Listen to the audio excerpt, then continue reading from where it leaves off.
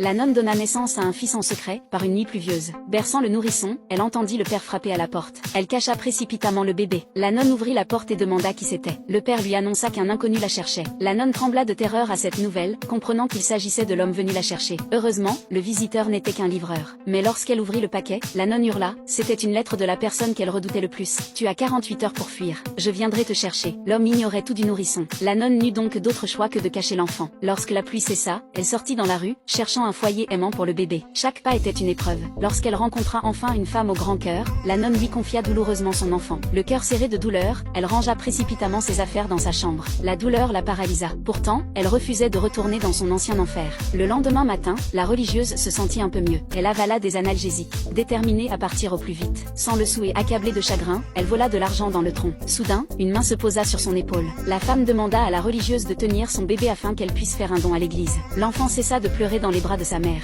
La femme fut stupéfaite, car le bébé avait pleuré toute la nuit. Elle remarqua bientôt que la religieuse et le nourrisson avaient des taches de naissance identiques sur les paumes. Alors que la femme ouvrait la bouche pour parler, la religieuse la fit taire, puis s'enfuit. Brûlant son habit, elle prit une pension sous un faux nom dans une auberge bon marché. Hantée par le souvenir du monstre qui l'avait tourmentée, alors que la crise semblait passer, la religieuse reçut une lettre, une photographie prise en secret, montrant son fils avec la femme qui l'avait adopté. La terreur s'empara du cœur de la religieuse. Elle se précipita pour le protéger. Prime ouvrit la porte avec son foulard. La pièce était vide. Un sentiment de malheur imminent l'envahit. Entendant du bruit dehors, elle se cacha. Heureusement, la femme et l'enfant étaient sains et saufs. Mais avant que la nonne puisse se calmer, le monstre fit irruption par derrière. Déguisé en nouveau petit ami de la femme, l'homme reprit habilement son charme habituel, comme lorsqu'il avait séduit la nonne des années auparavant. La femme emmena l'enfant se reposer dans son lit. L'homme, sentant l'odeur de la nonne, la saisit au moment où il allait la tuer. La femme revint et fut témoin de la scène. Elle sentit que quelque chose de terrible s'était produit. L'homme menaça la nonne pour la faire taire, puis expliqua à la femme que la nonne était une vieille connaissance. Mais l'homme ignorait que la femme avait déjà été témoin des agissements de la nonne,